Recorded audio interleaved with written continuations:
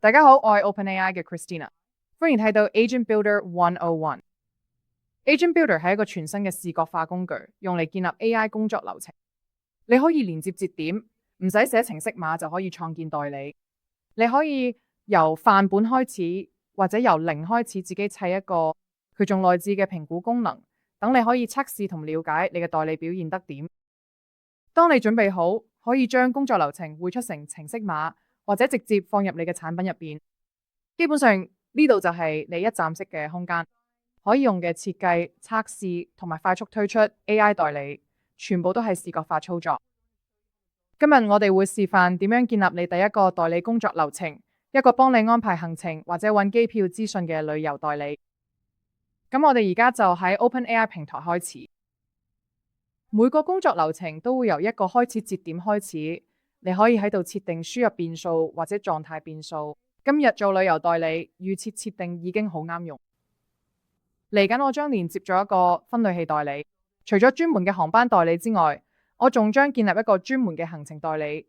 因此，我首先要確定我應該路由到邊個代理，所以我將其稱為分類器。因此，你係一位有用嘅旅行助手，可以區分消息係關於行程定係航班。喺呢度，我將輸出格式明確指定為 JSON， 並額外添加一個名為分類嘅屬性。該屬性具有兩個重要嘅選項：航班信息或行程信息。偉大嘅，接落嚟，我將添加一個 if-else 節點，以根據分類進行分支。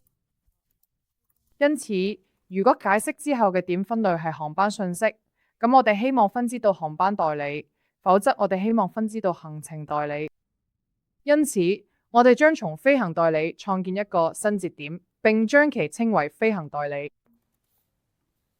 你係一名旅行助手，始終強烈建議你使用特定航班嘅機場代碼進行查詢同操作。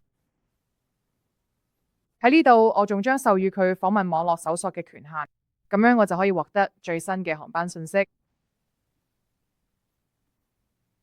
偉大嘅，對於行程代理，我將使用新嘅代理節點構建一個行程代理。你係一名專業嘅旅行助理，因此請制定一份簡潔嘅旅行行程。偉大嘅，我諗呢個就係我哋開始同旅行社合作所需要嘅一切。因此喺運行預覽中，我會問佢：我喺東京一日應該做乜嘢？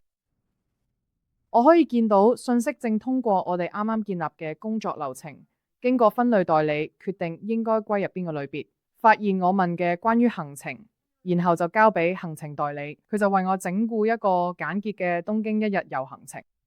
佢落真係一日好行程。而家講到航班代理，其實我想展示航班資訊時有更豐富嘅體驗，而唔係淨係得純文字。咁我可以去我哋嘅 Widget Studio 度整一個 widget 去實現呢個功能。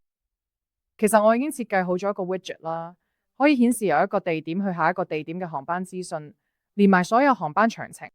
所以我只需要佢下載就可以將成個模板下載翻嚟，然後直接帶去我哋啱啱整好嘅代理度用。而家我會加咗做 widget 輸出格式，我會上載我哋啱啱睇到嘅航班 widget， 預覽一下，全部都好靚。不過我其實想再自訂多啲。所以我會叫佢根據目的地創意咗佢個背景色，有創意嘅根據目的地嘅冇選。我都會叫佢加埋時區資訊同埋上晝定下晝嘅具體時間指示。好啦，我哋試下佢啦。